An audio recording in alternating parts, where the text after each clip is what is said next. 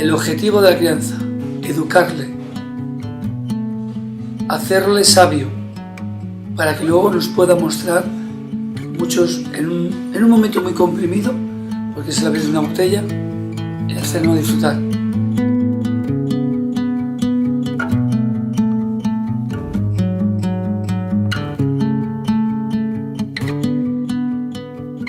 Puede ser el año 93-94 donde yo conozco a Gramona.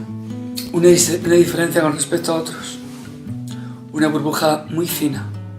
Algo que en boca no te explotaba. Algo que era hoy le llamamos más equilibrado, más elegante, más integrado. En aquel momento me lo bebía mejor. Y se valoraba más que fuera joven y fresco.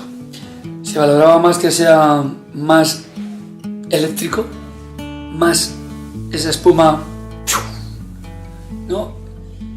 Más que quizás esos cavas de larga crianza que hoy estamos buscando. El objetivo de la crianza, educarle,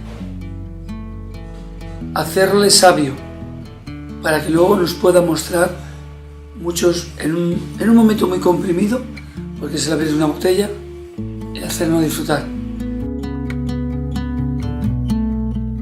Lo hizo Jaume, y esto fue en la escuela Fuenllana, recuerdo, como una especie de máster de espumosos del mundo.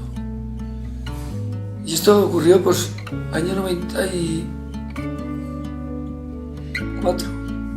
Creo que es una cosa muy importante en la divulgación de este tipo de producto espumoso y llevado a cava.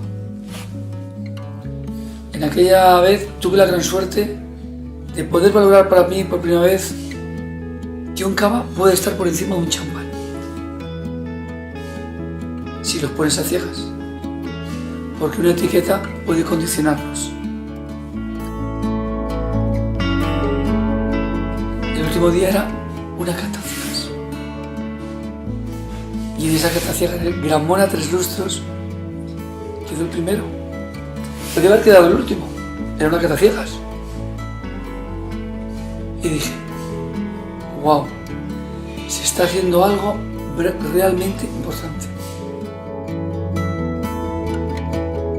Pienso que los primeros que dan el paso son los Gramona.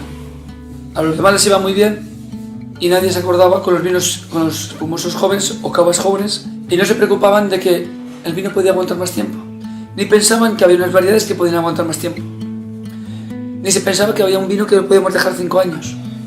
Ahora sí hay más experiencias, pero en aquel momento había solamente una, dos.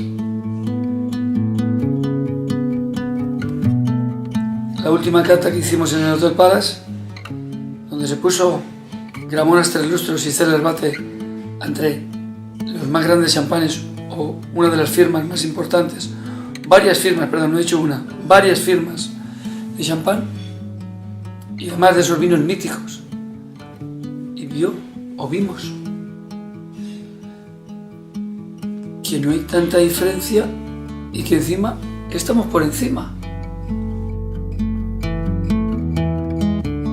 Ese mensaje es un mensaje muy bueno, pero llegará.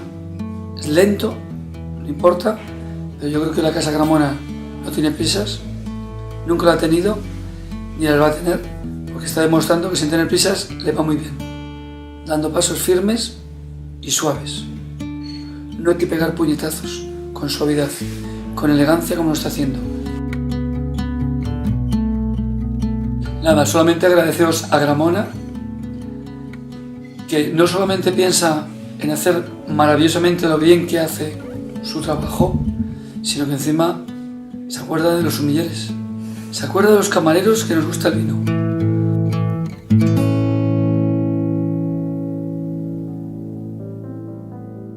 Realmente el objetivo es competir con el champán. ¿No podemos ser el espumoso del Mediterráneo? El espumoso que se hace en Cataluña es puede o tiene botellas para mirar a la cara al champán, sin duda, independientemente de que sea de o cava o no, eso depende más de la bodega.